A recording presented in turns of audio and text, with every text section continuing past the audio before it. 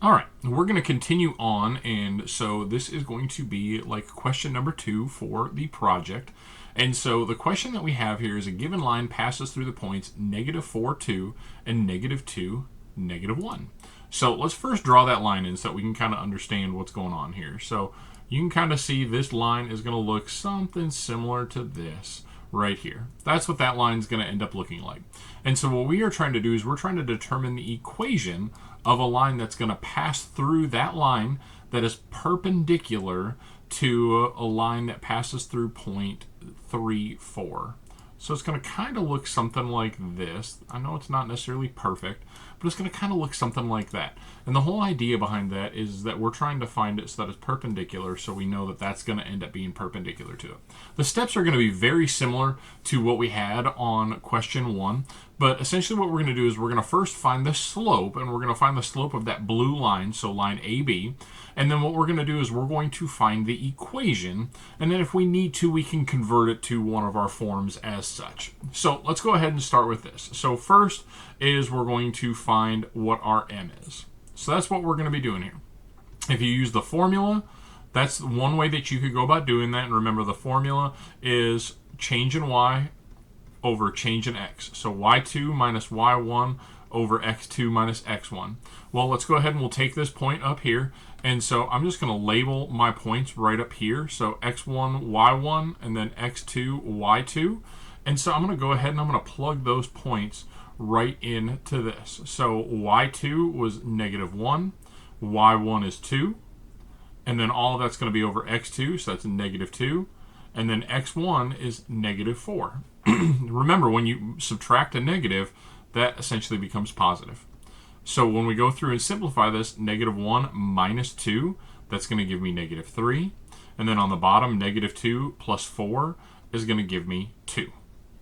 So negative 3 halves, or negative 3 over 2. That's one way you can do it.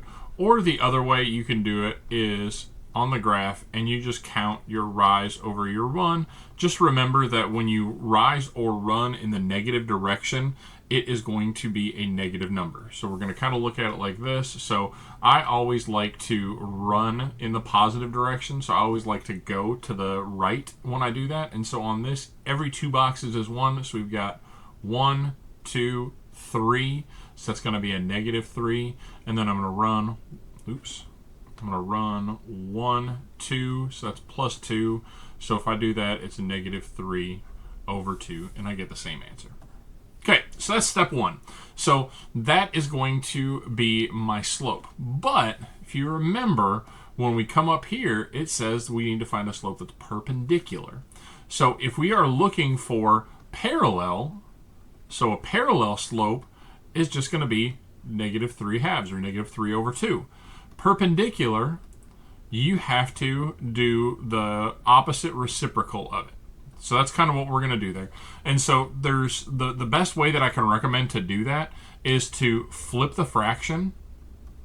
So you flip your fraction and then change the sign. So flip fraction and then change the sign. Those are kind of your 2 steps. So if my fraction is 3 over 2, when I flip it, it's going to become negative 2 over 3.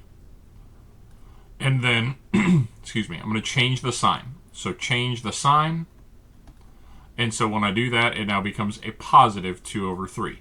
That's how you find that out. And you can always test perpendicular, because when you have perpendicular slopes, perpendicular should multiply to negative 1. That's one way that you can always check it. So if I do negative 3 halves, and I multiply it by positive 2/3.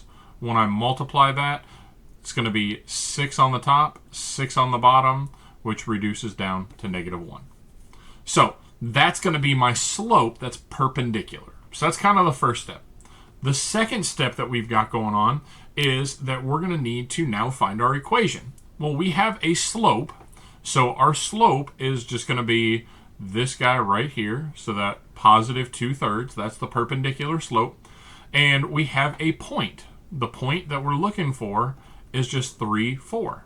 And so what we're going to do is we're going to take our slope, that 2/3, And then our point is 3 comma 4, and we're going to plug it in. We'll just plug it into point slope form. So we've got x1 and y1. Ignore how I've got multiple points that are like that. But we'll plug it into point slope form. Y minus y1 is equal to mx minus x1. And so when we plug that in, we're just going to put y is 4. So y minus 4 is equal to m. M is 2/3. X minus x1, well, x1 is just 3. So we've got that there. And now we can simplify. So we distribute that 2/3 across. Y minus 4 is equal to 2/3 x. And then 2/3 times -3, when we do that, it would come out as -6/3, which just reduces down to -2. So we'd have that there. And then our last step is we can just add by 4 here.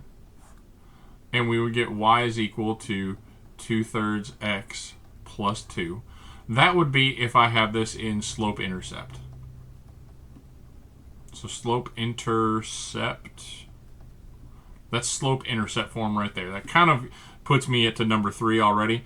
This right here would really kind of be where I just started there. That's kind of the finalization of point slope form, but usually it's either going to be in slope-intercept form or it's going to be in standard form. If I convert that to standard form, then all I have to do is just subtract 2/3 on both sides. So subtract that 2/3 x, and then I get -2/3 x plus y is equal to 2, and then I just multiply by the bottom. So I'm just going to multiply everything here by 3. So it distributes it to everything. So I get -2x plus 3y is equal to 6. And so that is in standard form.